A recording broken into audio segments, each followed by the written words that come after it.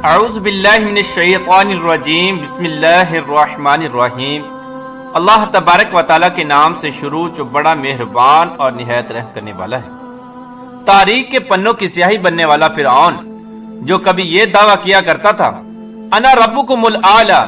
یعنی میں ہوں سب سے بڑا خدا، اللہ تبارک و تعالیٰ نے اس کو ہلاک کر کے اور دنیا کے لیے عبرت کا نشان بنا کر یہ ثابت کر دیا کہ سب سے بڑا خدا کون ہے۔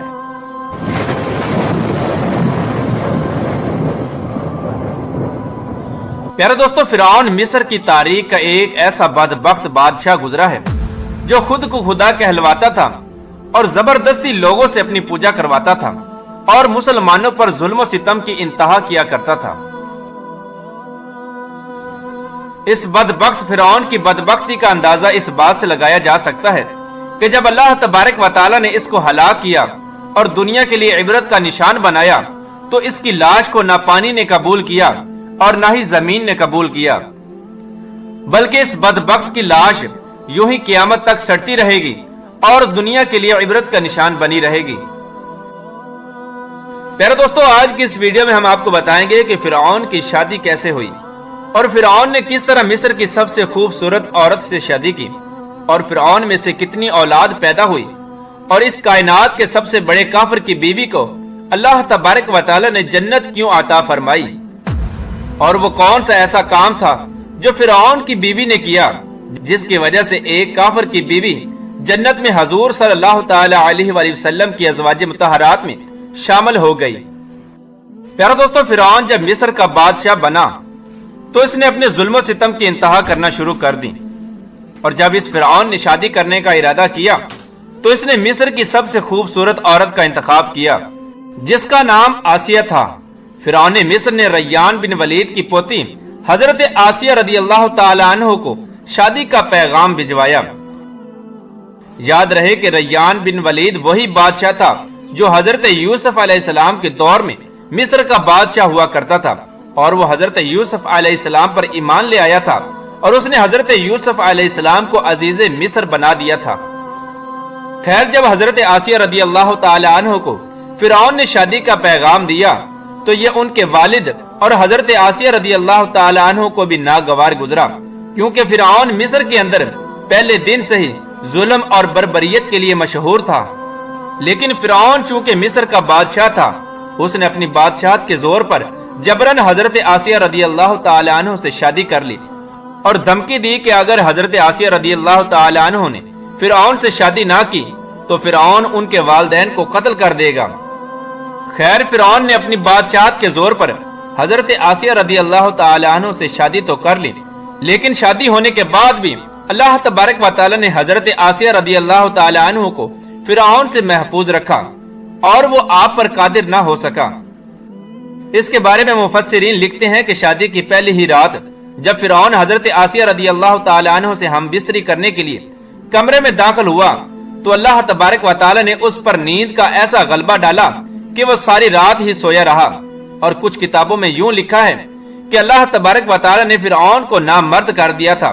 جس کی وجہ سے وہ حضرت آسیہ رضی اللہ تعالی عنہ سے صحبت نہ کر سکا، اور اس طرح اللہ تبارک و تعالی نے حضرت آسیہ رضی اللہ تعالی عنہ کی عصمت کو محفوظ رکھا۔ اور بعض روایات میں آتا ہے کہ فرعون کو ایک ایسی بیماری لاحق ہو گئی تھی جس کی وجہ سے مصر کے طبیبوں نے اس کو ساری عمر کے لیے صحبت کرنے سے منع کر دیا تھا۔ چونکہ حضرت آسیہ رضی اللہ تعالی عنہ اس بادشاہ کی نسل میں سے تھی جس بادشاہ نے حضرت یوسف علیہ السلام کے دور میں اسلام قبول کر لیا تھا، لہٰذا حضرت آسیہ رضی اللہ تعالی عنہ ایک پاک دامن اور نیک خاتون تھی۔ ایک طرح سے یہ حضرت آسیہ رضی اللہ تعالی عنہ کی کرامت ہی تھی کہ اللہ تبارک و تعالی نے حضرت آسیہ رضی اللہ تعالی عنہ کو فرعون کے ناپاک جسم سے محفوظ رکھا۔ پیارے دوستو، اب بات کرتے ہیں کہ فرعون کی کتنی اولاد تھی۔ بعض روایات میں فرعون کی ایک بیٹی کا ذکر ملتا ہے، لیکن وہ بیٹی در حقیقت فرعون کی اولاد میں سے نہیں تھی۔ آپ کو یہ بتاتے چلیں کہ وہ لڑکی انہوں نے کسی سے لے کر پالی تھی، چونکہ حضرت آسیہ رضی اللہ تعالی عنہ کو اللہ تبارک و تعالی نے فرعون سے محفوظ رکھا تھا، اس وجہ سے ان سے کوئی اولاد پیدا نہیں ہوئی۔ پیارے دوستو، اب بات کرتے ہیں کہ دنیا کے سب سے بڑے کافر یعنی فرعون کی بیوی کو اللہ تبارک و تعالی نے جنت میں حضور صلی اللہ تعالی علیہ وآلہ وسلم کی ازواج مطہرات میں کس وجہ سے شمار فرمایا، اور وہ کون سی ایسی نیکی تھی جس کی وجہ سے ایک کافر کی بیوی کو اللہ تبارک و تعالی نے جنت عطا فرما دی۔ اس واقعے کا پس منظر کچھ یوں ہے کہ ایک رات فرعون نے خواب میں دیکھا کہ اس کا محل نابود ہو گیا ہے۔ خوف اور وحشت سے اس کا پورا وجود لرزنے لگا۔ فرعون نے نجومیوں کو بلا کر ان سے خواب کی تعبیر پوچھی تو انہوں نے کہا کہ بنی اسرائیل میں ان قریب ایک ایسا بچہ پیدا ہوگا جو تمہارے محل کو نابود کر دے گا اور تم سے تمہاری سلطنت کو چھین لے گا اور تمہارا سب کچھ تباہ و برباد ہو جائے گا۔ فرعون نے جب یہ تعبیر سنی تو فرعون نے یہ حکم جاری کر دیا کہ بنی اسرائیل میں جو بھی بچہ پیدا ہو اس کو قتل کر دیا جائے اور لڑکی کو چھوڑ دیا جائے تاکہ ان کی نسل باقی رہے۔ جب حضرت موسیٰ علیہ السلام پیدا ہوئے تو ان کی والدہ نے حضرت موسیٰ علیہ السلام کو ایک صندوق میں رکھ کر دریا میں ڈال دیا۔ دریا سے ایک نہر فرعون کے محل کے پاس سے بہتی تھی۔ یہ صندوق بہتا ہوا اللہ تبارک و تعالیٰ کی قدرت سے اسی نہر میں چلا گیا اور یہ صندوق بہتا ہوا فرعون کے محل کے پاس آ کر رک گیا۔ فرعون نے جب اس صندوق کو دیکھا تو اپنے سپاہیوں کو حکم دیا کہ اسے محل میں لا کر کھولا جائے اور دیکھا جائے کہ اس کے اندر کیا ہے۔ جب اس صندوق کو کھولا گیا تو اس کے اندر ایک نہایت ہی حسین و جمیل اور خوبصورت بچہ نکلا۔ حضرت آسیہ رضی اللہ تعالی عنہ اس بچے کو دیکھ کر نہایت ہی خوش ہوئیں اور حضرت آسیہ رضی اللہ تعالی عنہ نے حضرت موسیٰ علیہ السلام کا نام ہی موسیٰ رکھا تھا، کیونکہ قبطی زبان میں پانی کو مو اور درخت کو سا کہا جاتا ہے۔ کیونکہ حضرت موسیٰ علیہ السلام پانی اور درختوں کے درمیان میں سے ملے تھے، اسی وجہ سے حضرت موسیٰ علیہ السلام کا نام موسیٰ رکھا گیا۔ صندوق کھلنے کے بعد حضرت آسیہ رضی اللہ تعالی عنہ نے جب حضرت موسیٰ علیہ السلام کے چہرے انور پر نور دیکھا تو انہوں نے حضرت موسیٰ علیہ السلام کو اپنا بیٹا بنا لیا اور فرعون سے کہنے لگی کہ یہ بچہ میری اور تیری آنکھوں کی ٹھنڈک ہے، اسے قتل نہ کرنا۔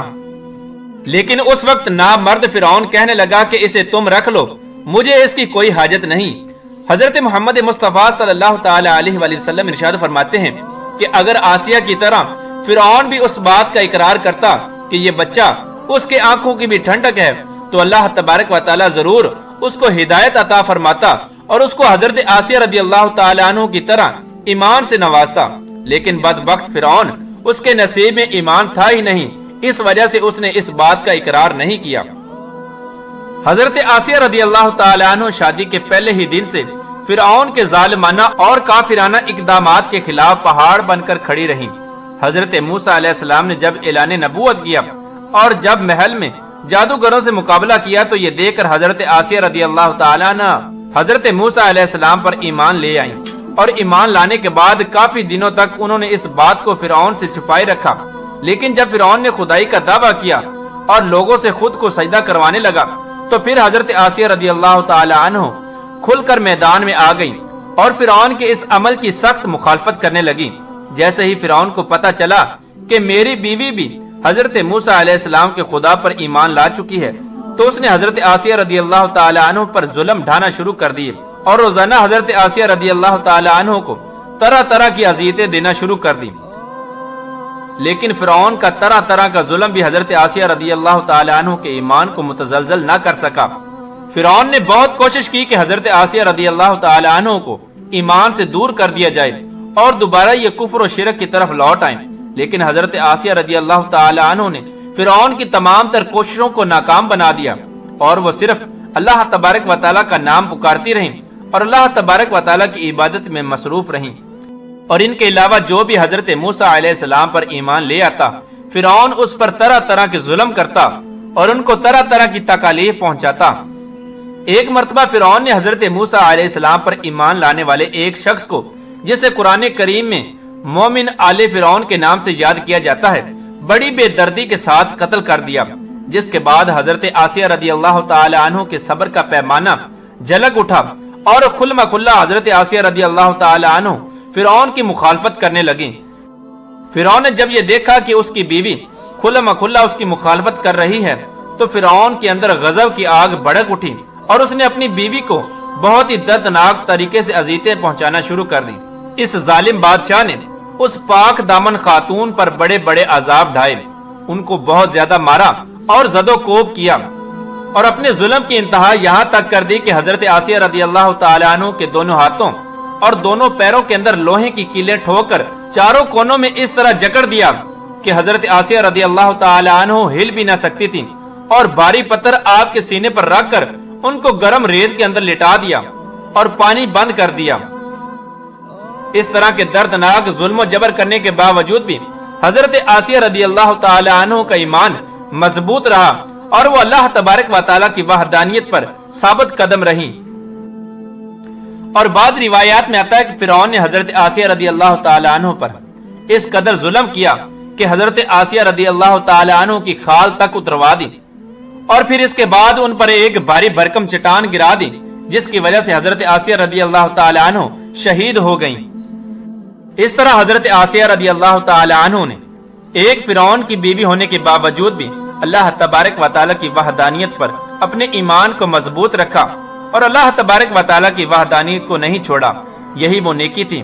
جس کی وجہ سے اللہ تبارک و تعالی نے حضرت آسیہ رضی اللہ تعالی عنہ کو یہ مقام عطا فرمایا کہ وہ جنت کے اندر حضور پاک صلی اللہ تعالی علیہ وآلہ وسلم کی ازواج مطہرات میں ہوں گی، اور جنت کے اندر حضور پاک صلی اللہ تعالی علیہ وآلہ وسلم کی زوجہ ہونے کا شرف ان کو ملے گا۔